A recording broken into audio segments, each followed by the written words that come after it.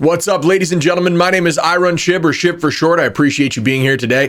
Today, we're going to be diving into one of the most anticipated classes in Diablo, and that is the Druid. And I've been looking through this skill tree for a long time, crafting different builds, and one of the most exciting ones that I can come up with is the Werebear Build, where you try to stay in bear form as much as possible, staying as healthy as possible, and being as tanky as can be. Let's dive right in.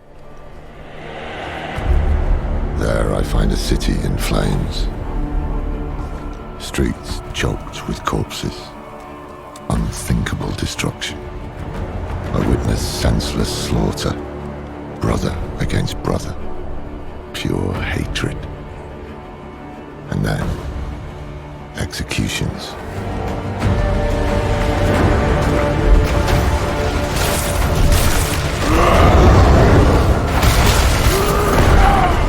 The whole point of this build is to be working around provocation, which is essentially if you're in your werebear form for a certain fixed amount of time, your next skill will guarantee overpower. The way overpower works is it's essentially like a critical strike. It's inherent on every single class, but it scales off of your health and fortified health. So essentially your health and how much armor you have over your health. It has a random fixed chance of around 3%, but there's certain parts of this build that are going to guarantee that an overpower strike occurs. And this whole build is built around stacking up health and fortify so that when you do overpower, it hits very hard. Our left click is going to be maul. Shapeshift into a werebear and maul enemies in front of you, dealing 21% damage. On top of that, we're going to enhance maul. If an enemy is hit by maul, it fortifies your health, and then it has a 15% chance to knock down enemies. On our right click, we're going to lean into Pulverize. Pulverize shapeshifts into a werebear and slams the ground, dealing 52.5% damage to all surrounding enemies. This is going to be our main damage source on this build. It's going to be something we are going to be ultimately spamming with the hopes that we're keeping our spirit gauge up, but we'll talk about that in a bit. Moving forward, you'll see that enhanced Pulverize, your next Pulverize, will overpower every certain amount of seconds when you remain healthy. So after a certain amount of seconds, we will guarantee an overpower, which, like I said before, as long as we're keeping our health and fortified numbers high, these overpower numbers are going to stack and start hitting enemies for a lot of damage. Enemies hit with Pulverize deal 15% reduced damage for 4 seconds. I chose to lean into Pulverize, or Primal Pulverize, instead of Raging, because Raging allows you to stun enemies, but when it comes to bosses, all bosses are, for the most part, unstunnable. So I like to go into Primal just to reduce damage across the board on everyone, and also try to make sure that we keep our health higher. I spec'd into a couple passives that are going to help us when we're up close to enemies with damage reduction and damage in general. But moving down to the defensive abilities, we're going to lean into Debilitating Roar. Shapeshift into a werebear and bellow a mighty roar, reducing nearby enemies' damage dealt by 50% for 4 seconds. Really strong survivability there.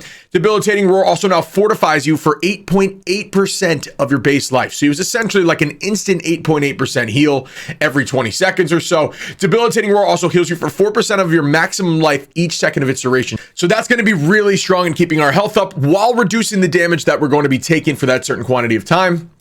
Really strong defensive ability for the werebear. Another key note about the werebear is all these abilities that we're choosing transform us into a bear. The goal for this build is to try to be in bear form for pretty much the entire time, because if we do that, it leads into some passives working better in our favor towards the end of the build. And the companion node is kind of up in the air. So I've been between ravens and wolves, and I need to get hands on before I really decide.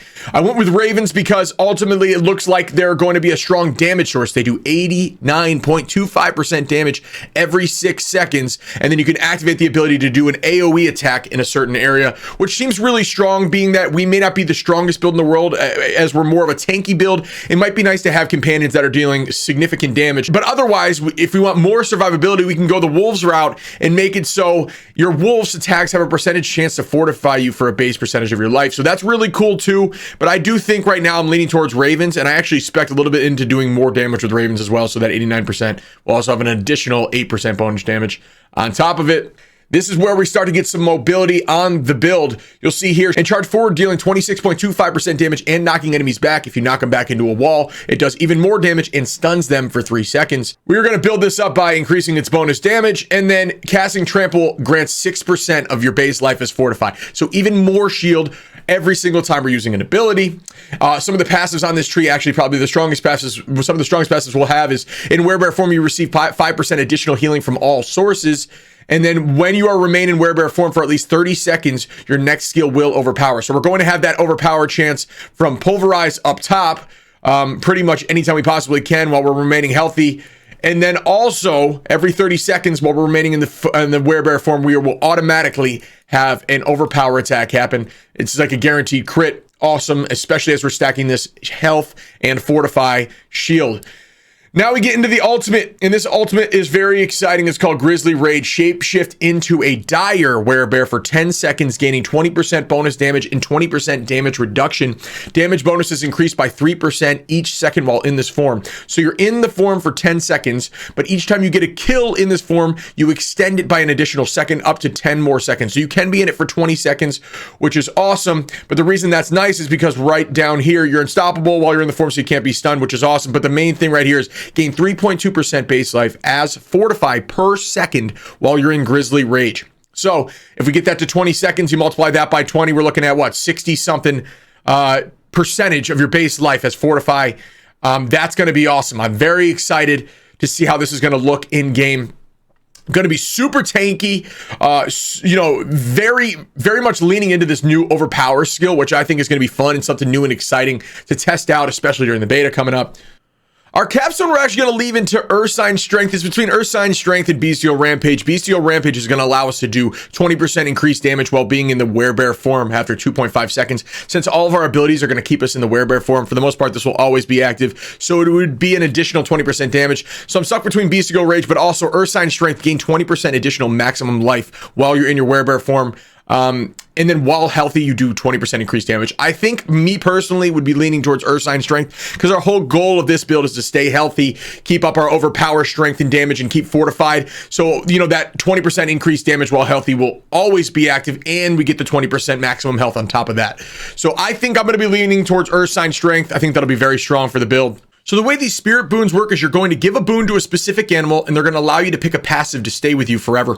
Once you unlock all 4 animals' passives, you're able to choose 1 from each category and then specialize in a specific animal, so you can choose 2 in that category on top of the 4 that you had initially. So the way I chose to make this work for the Werebear build is for deer, we're going to add prickle skin so we gain thorns. So as people are dealing damage to us, they damage themselves.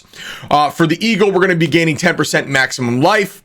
For the snake, we're going to be choosing Masochistic, which just makes it so our critical strikes with shape-shifting skills heal you for 3%. So it's just an additional heal when you crit. And with the wolf, we're going to be doing Energize, which dealing damage has a 15% chance to increase our spirit by 10.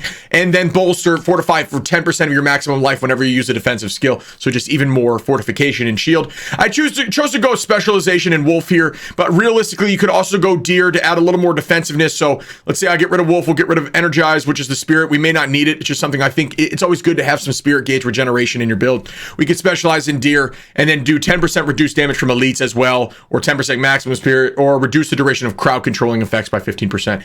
There's a lot of stuff you could play around with in spirit boon, but I do think that wolf would be the way to go initially, just to have some additional spirit regeneration so we can ensure we're clicking our right click and landing our right click as fast as possible.